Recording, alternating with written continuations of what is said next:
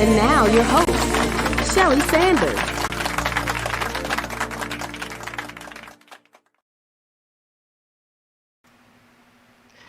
Good afternoon, Facebook fam and YouTube audience. Welcome to Conversations with Shelly. My name is Michelle Sanders, and I am your host for today's conversation. How is everyone doing on this beautiful holiday weekend? I hope you guys are enjoying each other, enjoying your friends, and enjoying your family. I'm sure some of you guys have planned to do some major cookouts. And here in Florida, they're going to be doing cookouts, and they're going to be out there on the boat. They're going to be doing water sports and everything, I'm sure. But whatever you do, just make sure you are safe and enjoy sharing this moment and this holiday with everyone. And for those of you who have to work on the holiday, I'm so sorry. I'm so sorry.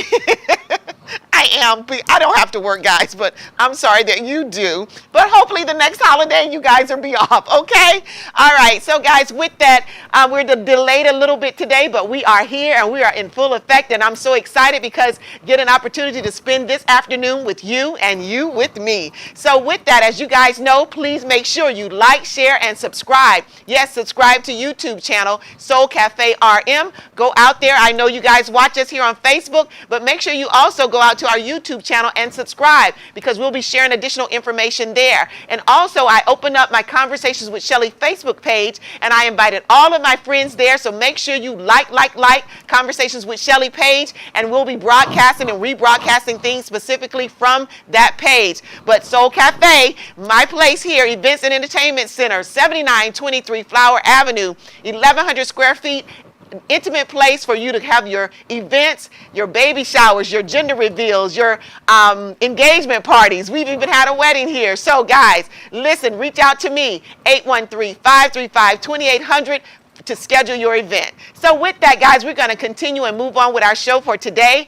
And we're going to be closing out our series, How Great Thou Art. And we're going to be closing out our series with my Bookie Boo, my best friend, Frederick Sanders, my baby brother. So with that, guys, I would like to also say that the first person that goes out and shares this with your social media platform and come back in and type SCWC, Share Conversations with Shelly, will win a prize. You'll win our beautiful logo on our wine glass. We have a beautiful wine glass with Conversations with Shelly and the little butterfly on there, and we'll make sure that we get it sent to you, okay? All right, share the wealth, share the information. We want to share. So with that, guys, we're going to keep it moving. As you guys know, we have been talking over the last month and a half, probably, about how great thou art. And we started out with some major artists. So we've had artists from painting. We had artists come in and sing. We had artists that came in and did poetry. We had fashion designers to come in as well. We had face painting, body painting. So we've had a myriad of different types of art. And so today is no different, as I've said before, but the only difference is that you get to have an opportunity to share with me and my baby brother and hear about his artistic works. And so we talked about art being the expression or application of human creativity and skill, imagination, and it can be shown in visual form. And that's what we've been doing over the last few segments. But as we bring this to a close, I thought it was very appropriate, and my brother did too, to have him on as our final guest to close things out. And if any of you guys know, some of you are familiar with my brother, Frederick Sanders, and if you guys know him, you know that he is very gifted in a number of areas. And so he's also the production manager for Conversations with Shelly. So I cannot wait for him to come on. And so specifically, we're going to hone into the area of for its performing arts, and we're going to talk a little bit about that. So I wanted to set the stage. So performing arts is a form, again, of creative activity that are performed in front of an audience, such as drama, music, and dance. And there are different types of performing arts. So the different types in theatrical, musical, dance, acting, okay, magic, and circus acts as well. And even here at Conversations with Shelly, when we used to have our monthly events, we had someone come in, a magician and musician, but a magician to come in and just show his art there. So there's different forms of performing arts, but when you're in front of someone and you're in front of a crowd and you're doing that performance. And so with that, guys, we're going to move on to the next step, and I would like to read the bio of my brother, Frederick Sanders.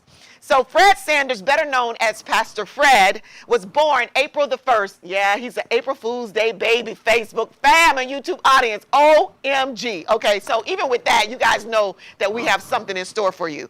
April 1st, 1969, to the parents of My parents, William and Henrietta Sanders. At a very early age, his gifts and talents were easily recognizable as he could often be found leading a church in the choir and singing songs with his home church here in Progress Village, Florida. As he grew older, he began to explore other options of the performing arts, such as acting, writing, and producing, just to name a few. He was also well known as the lead role in a character, a play there at Brandon High School, production Fame, and he was the lead role character, Leroy. Okay, I'm going to get that out. I'm getting it out. So yes, acclaimed performance at Brandon High School, Fame, and he was the lead actor, Leroy. And he also acted in a stage play called House on Main Street here in Tampa, where he played Daryl. Traveled with an acting troupe where he played Nat King Cole and landed a part in T.J. Hemphill's nationally known stage play, Perilous Times. And that stage play was first introduced in North Carolina at Christian Faith Center under the pastoralship of Pastor Mac and Brenda Timberlake. And yeah, we performed that play. I was a part of that play as well. So we were in that play, and Fred was a part of that play as well in different states and different theaters there in North Carolina. He has written, produced, and directed many shows and songs. He also has written many monologues, skits, short stories, and poetry. He is a singer, songwriter, and I hope my brother's getting ready because we're getting ready to bring him on. He is a singer, he's a songwriter, and the writer and producer of the hilarious holiday stage play, Uncle Ezra's Christmas Party. So guys, if you all know, I know with the pandemic we wasn't able to do it like we've done over the last year or so, but if you've seen our play, Uncle Ezra's Christmas Party, it has been hilarious. So we've had that on like 2 years running straight prior to the pandemic, and I tell you, it was a tremendous play. So he also does a podcast called Creepy Read. So you guys, October is coming and it's around Halloween, so if you enjoy Creepy Reads, make sure to check out Frederick Sanders' Creepy Reads out there on his podcast. The list of his talents and endeavors goes on and on. He is a 20-year employee of the city of Tampa, a father, and also a pastor. And his motto is, live while you're dying, don't die while you're living. So Facebook fam and YouTube audience, please help me welcome my baby brother, Frederick Sanders. Woo! Where's my applause? Hey. Check this out. All right. I've seen a lot of guests come on here. A lot of guests come on. Are we gonna have to? Yeah, you're gonna have to sit down so the guests can see you now. Okay, now, what you say now? I've seen a lot of guests come on here, and you give out all these prizes and Yes. stuff and everything else. I don't see not one of them give you anything. What? So I came bearing gifts for you. You did. I know you love butterflies. So Yes. This solar panel thing, you can put in the yard of butterflies. There you go. Oh, this is so nice. It lights up when you put it out in the sun, and then it. Oh, look at this, turns y'all. off and it I don't know if lights y'all can up. see. Can y'all see? It's so cute. Yeah, I love butterflies. Oh, thank you, And I bought you some Frederick. wine. It's not Oh, real some wine. All right, y'all. He trying to get me lit. Whatever. He trying to get me lit on some sparkling grape juice. We know- What? We know that don't take much. So it don't take much Yes, at all, y'all. it doesn't, because yes, I have my own natural high. You better believe it. I have my own natural high. So, Frederick Sanders. Yes. Where's my Welcome. applause? Welcome to Where's Conversations my with applause? Shelly. Yeah, I'm having a little moment up here. It's a little warm. Lord, But, yeah, all right. but yes, welcome to Conversation with Shelly.